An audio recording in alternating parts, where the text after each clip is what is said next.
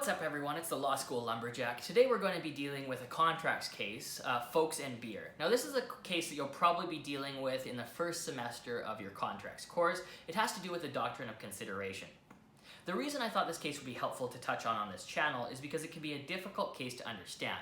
It's written in 1884 in Old English, so it's hard to understand the facts of the case as well as the ratio and its application. Essentially, the case deals with the doctrine of consideration, and there's three important things that the case really touches on. Firstly, it's what is consideration and what can be new consideration. Secondly, what is past consideration and how does that impact on the enforceability of a contract? And finally, if one does not have consideration, how can one make a contract enforceable? So without any further ado, let's get into the case, the facts, the application, and the findings in this case. So what happens in this case is Foakes owes Beere a certain amount of money. Specifically, I believe it was around £2,000. This was under a judgment. So Foakes had to pay that money to Beere. He was legally obligated to do so. Foakes and Beere then entered into a forbearance agreement wherein Foakes agreed to pay a certain amount of money to Mr. Beere in exchange for Beere not executing on the judgment. Now, essentially what this means is so long as Foakes kept up to his end of the bargain, paid a certain amount each month, Beere agreed that he would take no further steps under the judgment. Now, once Foakes paid off the principal of the judgment, a disagreement arose between Foakes and Beere. Beere argued that since Foakes had paid only the principal and not the interest under the judgment, that he could execute on the judgment, and additionally that the contract was invalid since no new consideration was given. Essentially, he argued that because Foakes agreed to pay a certain amount every month that he was already legally obligated to pay, that the contract had no consideration and therefore was not unenforceable.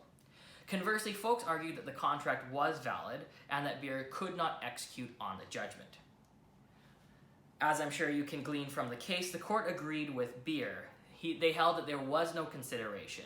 Foakes agreed to do something essentially that he was already legally obligated to do, i.e. pay the judgment. As a result, this really amounted to past consideration. Now, past consideration is a promise or an agreement to do an act or not do an act that was intended or that was already promised prior to the contract. So in this circumstance, Foakes was already legally obligated to pay the amounts under the judgment. Now, past consideration, as set out in this case, is not valid consideration, and as a result, the forbearance agreement was held to be unenforceable. The court in this case also gave some information on consideration. Specifically, consideration can be anything new with respect to the contract. So for example, if Foakes, instead of agreeing to pay amounts he was already legally obligated to pay under the judgment, agreed to pay, let's say, £10 to Mr. Beere in consideration for the formation of the contract, that would count as new consideration. Now, so we've dealt with the first element, which is what is new consideration. Secondly, the court's dealt with the second aspect of that, which is what is past consideration and how does it affect the contract, i.e. past consideration is something that you are already legally obligated to do before the formation of the contract, and as a result, past consideration is considered to be not new consideration and will lead to a contract being held to be invalid. Now, the third thing the court touches on is what can you do when a contract has no new consideration. So in this circumstance, Foakes could have either given new consideration, or if he couldn't have given anything extra, let's say he didn't have £10 or was unable to provide anything further to Mr. Beere, he could have signed the agreement under seal. And what signing the agreement under seal essentially does is it ensures that you don't have to provide new consideration for the agreement to be enforceable. Now, I will note that under new law, it's questionable whether past consideration actually does affect the contract in the same way it does in Foakes and Beere.